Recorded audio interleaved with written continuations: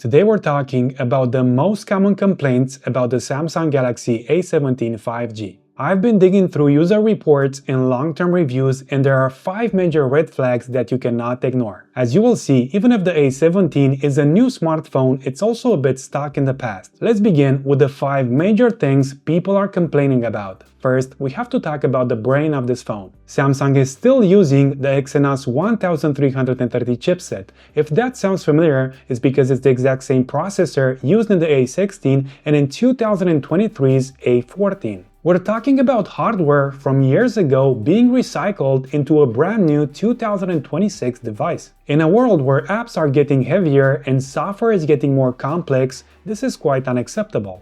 And when you pair the outdated chip with the 4GB of RAM on the base model, it causes a lot of frustration. I saw opinions where people are just trying to swipe down the notification bar or switch between WhatsApp and Instagram, and it's taking 1 or 2 seconds for the phone to respond. That doesn't sound like much until you're actually using it. It makes the whole phone feel sluggish. And as some users have put it, it's basically unusable if you're trying to do more than one thing at a time. It's a budget phone indeed, but it's also 2026. We shouldn't wait for our phones to catch up with our thumbs. The second major complaint people have is about the slow charging and mediocre battery endurance. On paper, a 5000 mAh battery sounds great, that's a standard thing, but optimization is everything. In real-world endurance tests, the A17 5G is worse than the previous models. For example, here are the numbers for active heavy use when you put it next to the A16 and A15. Web browsing specifically seems to just suck the life out of this thing. And there's the charging. Samsung is still sticking with the 25 watts wired charging. To give you some perspective, brands like Xiaomi or Realme are letting you fully charge the phone in the time it takes to grab a coffee. The A17 takes about 1 hour and 20 minutes for a full charge. But there's another pain point. Some users who updated to One UI 8 are reporting massive battery drain. There were situations where the A17 needed to be charged more times in a day just to be kept alive.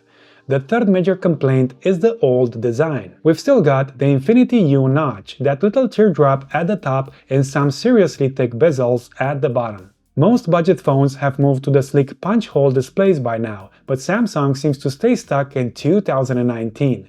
What it didn't get stuck, in my opinion, is in the thickness. It's a much slimmer phone and easier to handle, which is something I really appreciate. Now, this part really hurts. Usually, when you buy a budget phone, you expect the essentials, but Samsung has been taking out some standard hardware features. No stereo speakers, you get one single bottom-firing speaker. If you're watching YouTube or Netflix, the audio feels flat.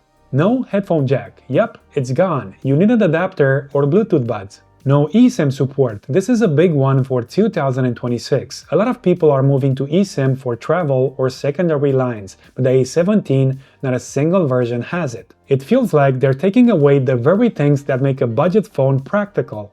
Finally, we have to talk about the weird stuff. There are constant reports of the side-mounted fingerprint sensor not working well. Some users have to re-enroll their fingerprints over and over again to unlock their phones. There are also connectivity bugs. Imagine leaving your house, walking out of Wi-Fi range, and your phone just forgets how to use mobile data. Some users mention they have to toggle airplane mode on and off just to get signal back. Another interesting one, when you're making phone calls, the A17 doesn't have a proximity sensor, but a virtual one. It uses software to know when the phone is against your face. Because of this, there were complaints. When you're in a call, the software gets confused and the screen might turn on by mistake. And suddenly, your ear is on mute or you've accidentally ended the call. These are the top 5 complaints about the new Galaxy A17 5G. Look, I like the A series, I really do, but after reading the complaints, the Galaxy A17 5G feels like a device where Samsung is testing exactly how much they can take away before people stop buying. I wanted to make a video about the top complaints to keep you informed. If you're a die-hard Samsung fan, you might find a way to justify them, but if you want a phone that works smoothly in 2026, you might want to buy a more expensive one. For me, the A17 is an okay budget phone that doesn't cause too many issues. My main complaint is about its performance while multitasking. Other than that, I like it. If you enjoyed this video, give it a like and feel free to share your thoughts in the comments. Is the A17 worth it? See you in the next video, guys. Take care.